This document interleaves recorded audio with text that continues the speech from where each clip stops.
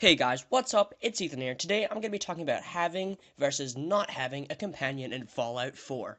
So let's start out with the perks of having a companion.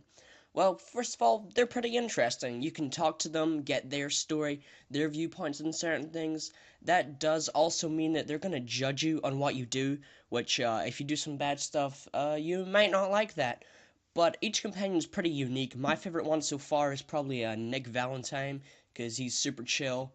And it's always really interesting to talk to him. You can also make your companions do things that you couldn't do. Like whenever I come to a computer terminal, I just send Nick to go open it because I'm terrible at science. Or maybe you can ask your companion to pick a lock. Now, obviously one of the main uses for companions is during combat.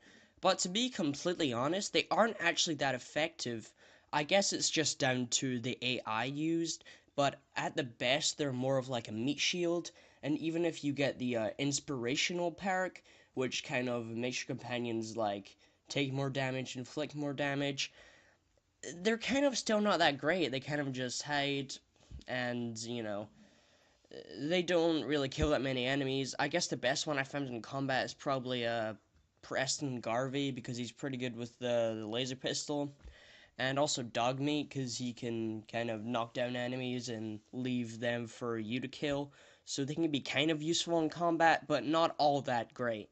Next, let's talk about not having a companion. Now, some of you guys might be saying, well, although companions aren't that useful, they're still better than having nothing, right? Well, not necessarily. That's because, well, first of all, when you don't have a companion, you get rid of all the annoyances of having one.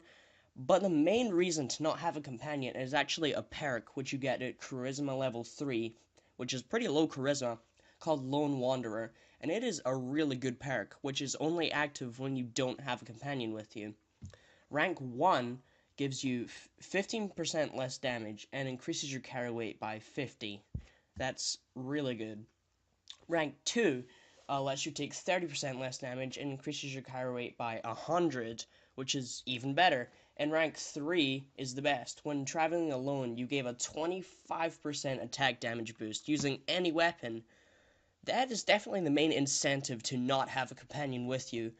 Apart from this perk, there's really no point in not having a companion with you, unless you want to roleplay or just find them annoying. But this single perk actually makes you take into consideration, going around alone, because it gives you some really good buffs. Somebody once told me the world is gonna roll me. I ain't the sharpest tool in the shed. She was looking kind of dumb with her finger and her thumb in the shape of an L on her forehead.